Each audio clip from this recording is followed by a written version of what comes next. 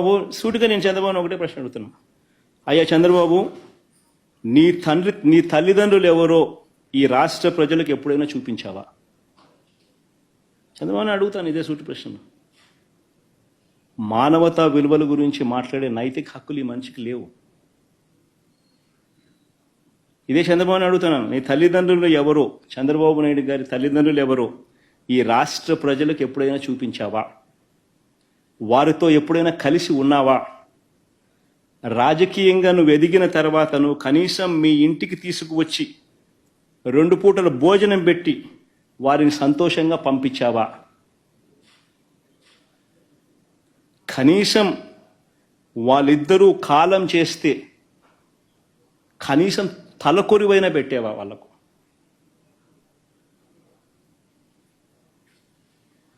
నేను చంద్రబాబు నాయుడు ప్రశ్న అడుగుతాను. ఇలాంటి మానవతా విలువలు ఏమాత్రం లేని వ్యక్తి ఈ చంద్రబాబు. రాజకీయాల కోసం ఏమైనా చేస్తాడు, ఏ గడ్డైనా తింటాడు. పెళ్లికి బంగారానికి ఎన్నటికీ విడదీయలేని అనుబంధం. పెళ్లి కాదు, మా ఇంట్లో ఏ శుభకార్యమైనా బంగారంతో మొదలవ్వాల్సిందే. అయితే నా పెళ్లి ఆభరణాల విషయంలో ఒక్కొక్కరిది ఒక్క చాయిస్. నాకు యాంటిక్ జ్యువెలరీ అంటే చాలా ఇష్టం. చెల్లికి డైమండ్ జ్యువెలరీ నచ్చుతుంది. అమ్మ టేస్ట్ పక్కా ట్రెడిషనల్, నాన్నేమో పక్కా commercial. Best price, quality and service కావాలంటాడు. ఇక నానమ్మ అయితే తన పాత బంగారానికి 100% బైబ్యాక్ కావాలంటుంది. అయినా నో టెన్షన్.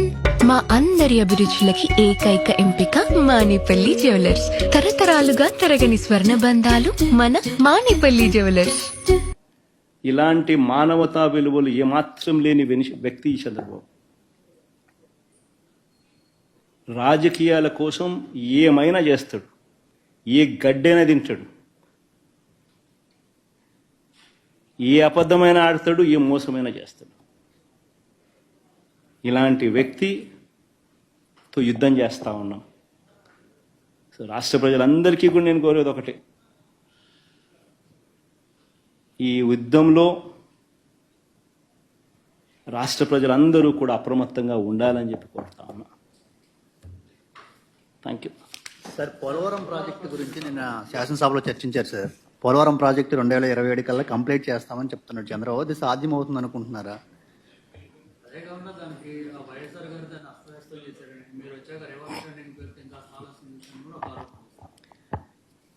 అసలు పోలవరంలో ఈరోజు ఈ పరిస్థితి ఉంది అంటే దానికి కారణం ఎవరు? నేను చెప్పిన రిపోర్ట్లు కాదు. మొన్న ఈ మధ్యకాలంలోనే కేంద్రం ఇచ్చిన రిపోర్ట్లు, అఫీషియల్గా కేంద్ర ప్రభుత్వం అఫీషియల్గా స్టాంపు కొట్టించిన రిపోర్టు. మన టెక్నికల్ పీపుల్ వచ్చి ఇచ్చిన రిపోర్టు ఏమని,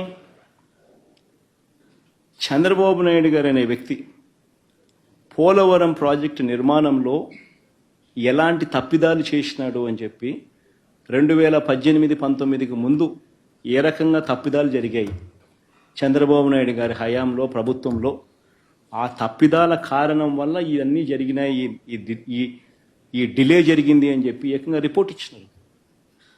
అది పోలవరం ప్రాజెక్టులో ఎందుకు ఈ సమస్య వచ్చింది? చిన్న ఎగ్జాంపుల్ చెప్తా, సామాన్యునికి ఎవరికైనా అర్థమయ్యేట్టుగా చెప్తా. ఈ పోలవరం ప్రాజెక్ట్ అనేది ఇంత పెద్ద నది, దాదాపుగా 2.5 కిలోమీటర్లు వెడల్పు ఉన్న పెద్ద నది. ఇది పోలవరం. ఈ పోలవరం ప్రాజెక్టు నదిలో నువ్వు డ్యామ్ కట్టాలనుకున్నావు.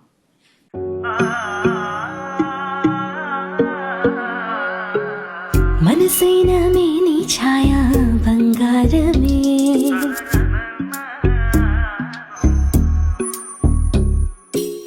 సొగసైన మేలి మాయా బంగారమే,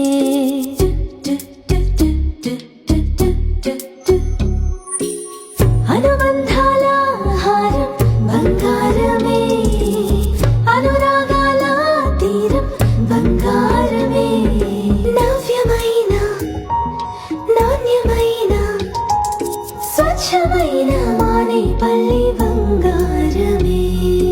తరతరాలుగా తరగని స్వర్ణ బంధాలు మన మానేపల్లి జ్యువెలర్స్.